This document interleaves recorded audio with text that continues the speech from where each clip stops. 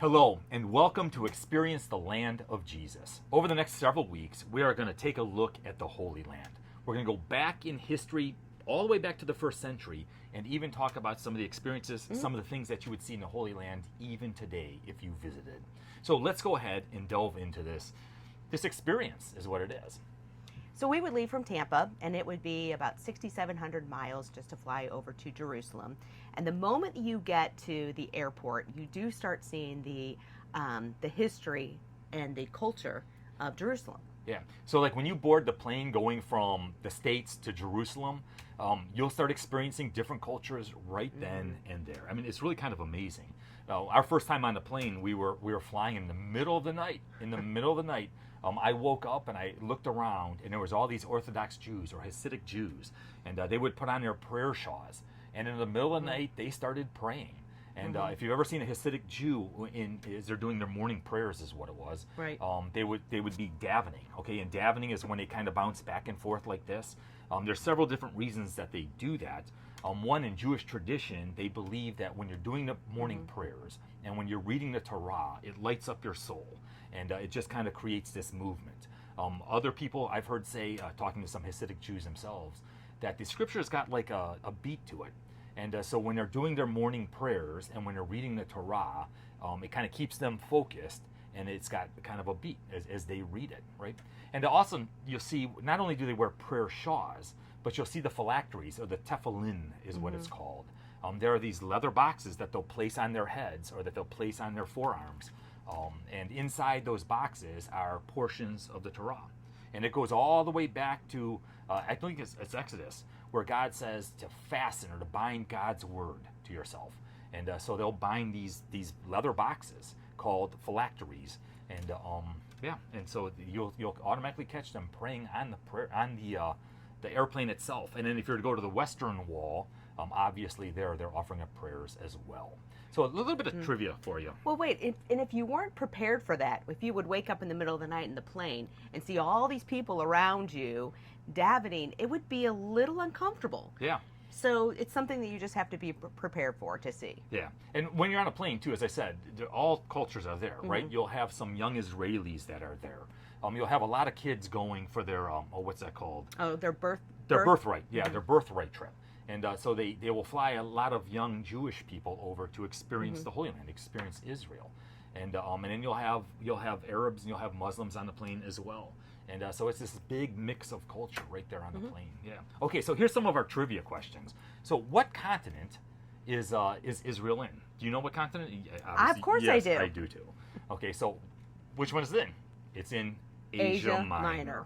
All right, so you see the circle there on the top of your screen? That is modern-day Istanbul. In history, it's been known as Constantinople. It's been known as Byzantium. But that is the division between Europe and Asia Minor. To the west of Istanbul is, well, still a little bit of Turkey, modern-day Turkey, but then it goes right into Greece. And so that is considered Europe, and then to the east of it is considered Asia Minor. So when you take a look at the current Israel, the current state of Israel, or country of Israel, it's about the size of one of our states. Can you picture which state it is? Do you know which state it is? I do. Yeah, which one is it? It's New Jersey. Yeah. So Israel is is comparable in size to New Jersey today. And so when you take a look at Israel, to the south of Israel is Egypt. Directly to the east of Israel is the country of Jordan. If you go to the northeast, Syria, and directly north of Israel is the country of Lebanon. When you take a look at this map on the screen, you'll see Israel, and then the darker shades are the West Bank. All right, so you have the West Bank there just to the east of Jerusalem, and then you have Gaza down to the south along the Mediterranean Sea. So here's some Israel fast, fun facts for you. So the population in Israel is 8.2 million, and 75% are Jewish and 21% are Arab. And the capital is Jerusalem with just under 700,000 people. Yeah. And then the languages that are spoken there. Yes, are Hebrew, Arabic, and English. And what's interesting is all of the signage that you see out through Israel is going to be in all three languages. So to navigate around the city and the country is very, very simplistic. Yeah, so it really is kind of interesting. So you'll have the Hebrew up top, and then the Arabic, and then at the very bottom you'll have the English as well. Obviously, the major religions in Israel are Jewish, would be number one, then Muslim, and then Christian. And just because someone's Arab doesn't mean they're Muslim. There are a lot of Christian Arabs there as well. Right. So, like, if you go into Bethlehem, which is a Palestinian city, Bethlehem is in the West Bank. There are obviously probably more Muslims than anything, but there are also a lot of Christians. Right. And they get along well, all right? I mean, they live day to day together, and so they get along well. So the land border, 532 miles, and the length of the Mediterranean Sea is 120 miles. yeah. So it's like I said, it's bordered along the east side of the Mediterranean Sea. So the currency is the new Israel shekel. Why is it called new, Paul? I got absolutely no idea why it's called new. Maybe because there was old shekels, and this is the new Israeli shekel. But currently it is a 3-to-1, so 3 shekels to every $1 US. It's very comparable.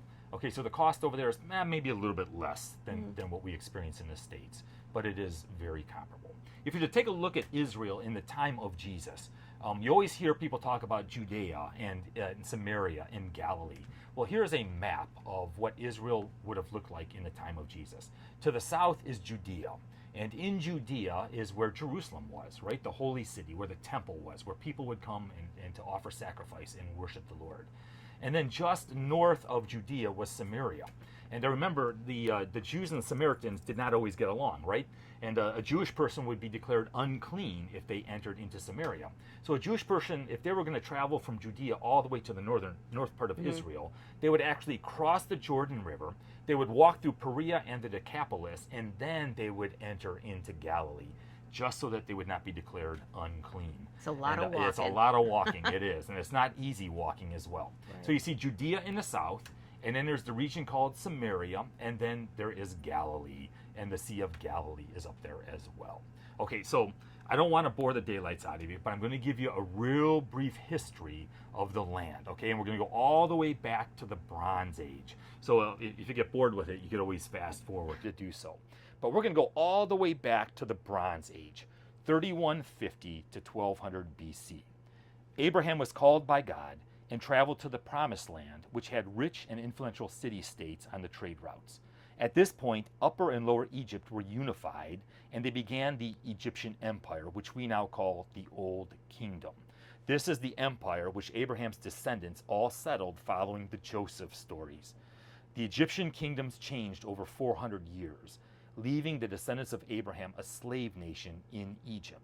Through the Exodus, they returned to the Promised Land, now having the population of a nation. Subsequently, under Joshua's leadership, they began the systematic conquest of the land. Failing to be faithful, they were forced to deal with ongoing conflict with the indigenous people, and that lasted all the way through the period of the Judges. The Iron Age began in 1200 to 930 BC. This is when Israel was organized under a monarchy. The second king, David, remember Saul was the first king, David successfully subjugated all of the indigenous population. In the absence of a strong Egyptian empire, David took control of the land. When David died, his son Solomon became king, and Solomon organized Israel into a well-functioning and lucrative kingdom, and he brokered many different trade alliances. Then all of a sudden, the Iron Age, beginning in 930 to 332 BC. God divided the land into two kingdoms, Israel to the north and Judah to the south. Over 209 years, the north experienced 9 dynasties. So 9 different dynasties ruled the north. The longest lasted 89 years and the shortest only 7 days. The north came to an end with the destruction and captivity brought by the Assyrian Empire in 722. At the Battle of Carchemish in 605 BC, Babylon took over as the regional empire. In 587 BC, they conquered Judah, taking the leaders into captivity. So the Babylonians were in charge. Then Persia conquered the Babylonian Empire in 539 BC and encouraged the Jews to return home. Think of the prophet Nehemiah and King Xerxes, when the remnant of Jews returned back to Jerusalem and began rebuilding the temple. From that time on, more Jews lived outside of Palestine than in it, but they began to resettle and rebuild the impoverished country. Though nowhere near the magnificence of Solomon's temple, their rebuilt edifice began the Second Temple period in Jerusalem. In 33 BC, Alexander the Great came through Palestine, quickly conquering it and introducing the Greek culture. Alexander the Great died at the age of 33, and his kingdom was split among 4 different generals who really kind of messed things up. Seleucid was the one who ruled over the area of Palestine. And then the last of which was set himself up as basically a god. So the last Roman ruler set himself up as a god, and he forbids circumcision, and he sacrificed a pig on the altar in Jerusalem. This was more than the Jews could take, and then which led to a revolt. So the Maccabean period, which began in 167 BC, was basically a Hasmonean family called the Maccabees. They led the Jewish people in a revolt against Seleucid, or the Roman rule, the Greek rule, and basically they won.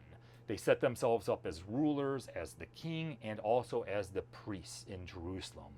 But there was all of this infighting that took place, and it just got ugly. Then all of a sudden, due to the Hasmonean, all these civil unrest that took place among the family, and the fact that the Romans wanted to set up a buffer zone between the Persians and the Roman Empire, that the Romans came in and they took over the area of Palestine. They set up Herod the Great as a client king over this buffer state, and that's exactly what it was. I mean, it was really and truly the armpit of the Roman Empire. Now, King Herod had this really kind of difficult task. He had to balance ruling the Jews, satisfying Rome, and fending off enemies to the east. But Herod the Great did a phenomenal job, and he became the great patron of the region as he built some amazing projects and brought the land into this important role for trade with military stability. And so Herod the Great did a great job. After his death and his son's incompetence, Archelaus, Rome assumed direct control of Judea with procurators or military governors. We know that in 312 AD, Emperor Constantine was converted to Christianity, and he made Christianity both legal and favored. Now, Constantine, trying to centralize his capital, he relocated it to Byzantium, and he renamed it Constantinople, which is modern-day Istanbul. Okay, his interest in Christianity led to his consecration of sites associated with Jesus' birth, death, and resurrection. And so basically his mom went into the Holy Land. So Constantine's mom went into the Holy Land. She identified all of the holy sites, and they preserved them. And on many of the sites, they built these Byzantine churches. And so when you go into Israel today, you will hear traditional sites. This is the traditional site of the baptism of Jesus. When you hear the word traditional, that simply means tourist, okay? Not necessarily archaeologically significant. When you see a Byzantine church, that is archaeologically significant. That goes all the way back to the 300s when Constantine's mom identified these sites and built churches. Then following the Byzantine period, you have the early Muslim period. And there was no clear successor to Muhammad following his death in 633 AD. And so all of these different clans kind of came into vogue, one of which conquered Jerusalem. And that's when the Haram es-Sharif was built, and that was put there. That's the big gold dome in Jerusalem. That was built to replace any desire to rebuild the temple. Okay, and it was built to rival all of the Christian churches in the land as well. In 1099, the Crusader period came in, and then the Mamluk period in 1250. Mamluk simply means owned. It refers to the fact that these were slaves paid to be soldiers by the Muslim dynasty, right? And so, but they grew in such strength that they just basically took over themselves. So the slaves took over. In 1517, the Ottomans took over. That was a clan in Turkey who grew in military power, and they took Constantinople in 1453. They defeated Egypt in 1517, and with that, they became the rulers of Palestine. Although they delegated authority to a series of Egyptian rulers, the same as like a British lord, whose only concern was to gather enough taxes to satisfy Turkey and to line their own pockets. The Ottomans, the Turks, well, they sided with the wrong side in World War I. They sided with the Germans in World War I, and when the Germans lost, the Turks lost, and their empire was dismembered. Britain was given a mandate to govern Palestine in the name of the League of Nations. So increased Jewish immigration started to take place, and as that happened, it led to more strife in the region, to the point where Britain could no longer maintain control of the situation, right? And so it was just this like outpost in the middle of no place. And Britain was losing control. They kind of threw their hands up, and following the atrocities of the Holocaust in World War II, basically the collective guilt of the world urged the United Nations to partition Palestine between Arabs and as a Jewish homeland. So following the UN partition and the British withdrawal, war broke out as surrounding Arab nations sought to eliminate the Jewish nation. So war broke out immediately in 1947. An armistice was accepted and left Jordan in charge of the West Bank and the old city of Jerusalem. So in the early years, Jordan controlled the entire West Bank, including Jerusalem.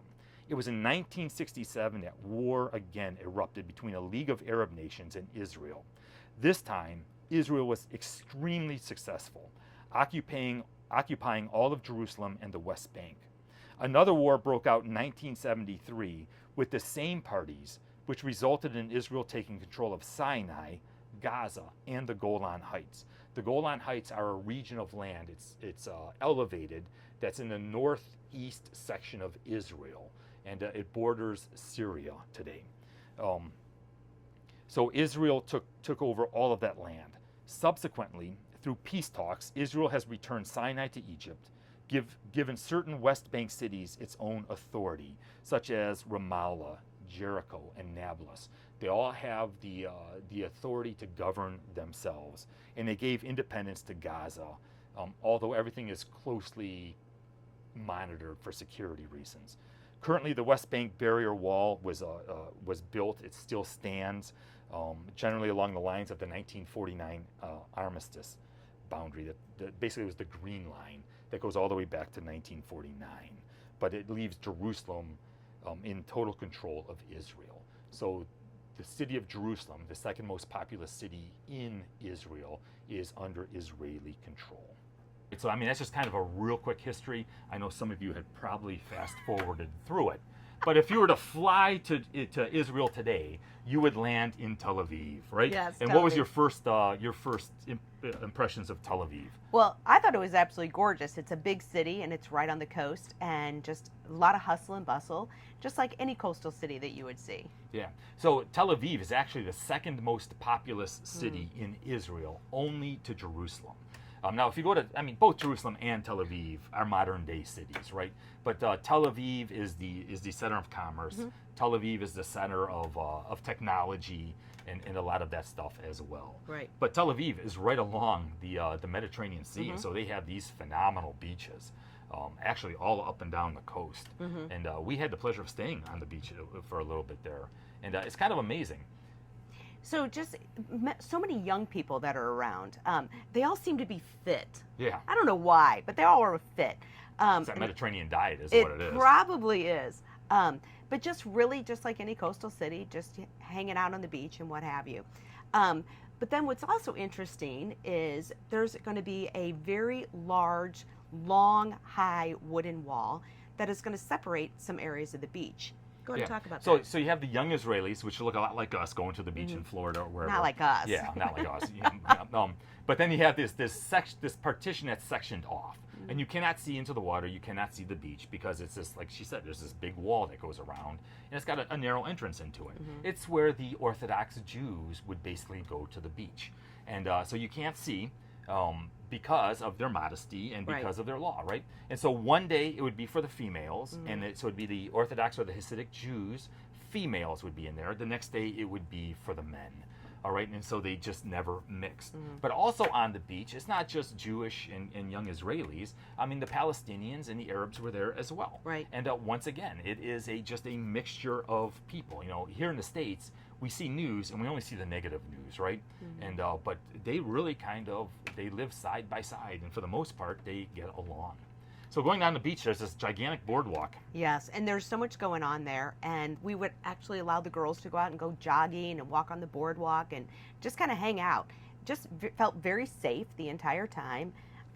Just beautiful. Look at that beautiful sunset. Yeah, and there's a beautiful sunset there. So when you come into Tel Aviv and you're on the beaches, just to the south of Tel Aviv, within walking distance, is Yaffo. That is the ancient port of Joppa.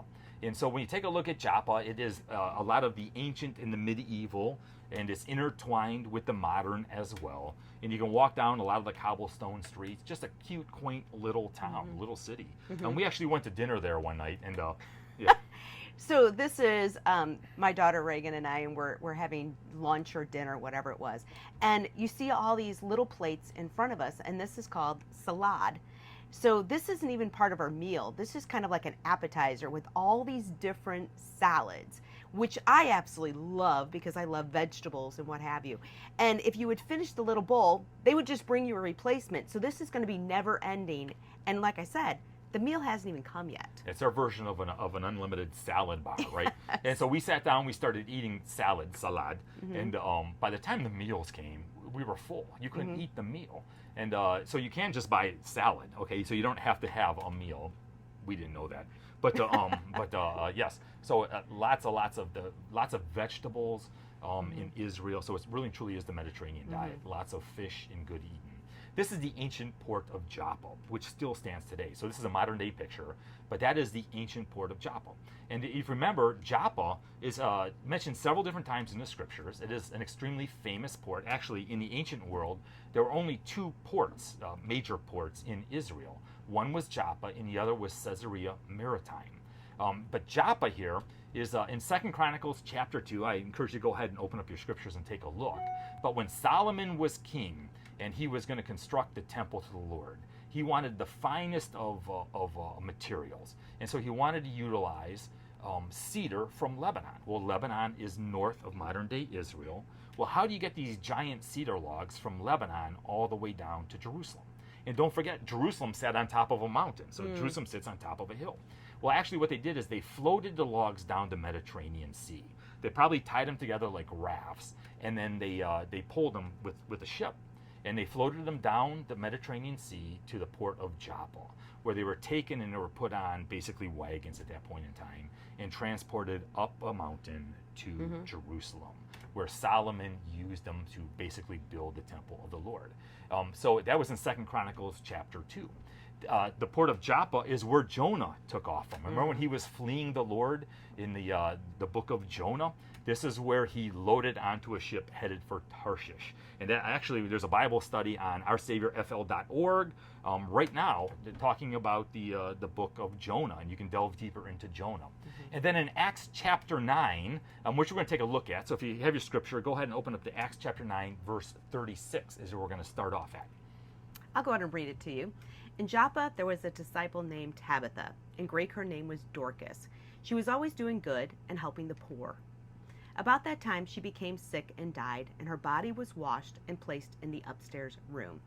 Lydda was near Joppa, so when the disciples heard that Peter was in Lydda, they sent 2 men to him and urged him, "Please come at once." Peter went with them, and when he arrived, he was taken upstairs to the room. All the widows stood around him, crying and showing him the robes and other clothing that Dorcas had made while she was still with them. Peter sent all of them out of the room. Then he got down on his knees and prayed. Turning toward the dead woman, he said, "Tabitha, get up." She opened her eyes, and seeing Peter, she sat up. He took her by the hand and helped her to her feet. Then he called for the believers, especially the widows, and presented her to them alive. This became known all over Joppa, and many people believed in the Lord. Peter stayed in Joppa for some time, and with a tanner named Simon. Yeah, so a mighty miracle took place right there in Joppa. as Peter raised Dorcas from the dead. And many people came to faith in Joppa, all because of Peter and that mighty miracle that took place there.